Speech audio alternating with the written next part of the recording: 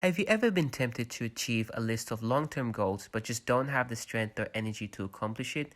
Maybe you forced yourself to a New Year's resolution on weight loss, but just didn't have the self-control to go off the high-calorie foods. Let's say you gave it a go but failed, which resulted in your energy being depleted and didn't have the energy for other things in your life. Well, the solution to your problems will be met. Roy Baumeister, who is an social psychologist, proposed the strength model of self-control.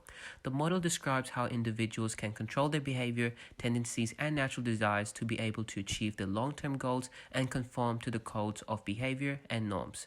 The justified terms self-control and self-regulation describes the one's ability and capacity to guide their conscious behavior in a desired direction and to resist short-term temptations that distract them from their long-term goals.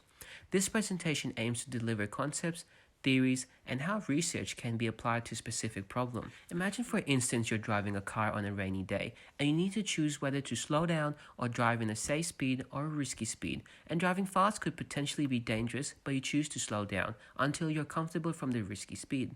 This is known as feedback loop theory. Pioneered by the work of Caviar and Schneider in 1981, they demonstrated where people compared their existing status to the standard, made appropriate changes, compared again, and exited the loop when dissatisfied with the change, thus reinforcing a change in the controlled condition. Much like feedback loop theory, test-operate test theory is better understood with relation to broader theories of self-regulation. This is the initial test phase of self-determining an individual's relative to a goal or the desired outcome. If an individual's goal is to obtain a happy marriage, then a test phase will be considered to compare one another's feelings relative to the obtained goal. In such case, if there is no difference obtained towards a desired goal and the current state of the individual, then further process does not further upon operate.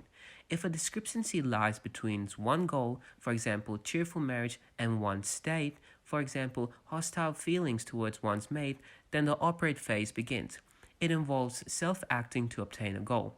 The determination of whether the action was effective about the obtained goal or state is concluded in the next test phase. If a gap lies between goal and the current state, then the self returns back to the operate phase, and when a discrepancy no longer exists, the individual exits the feedback loop.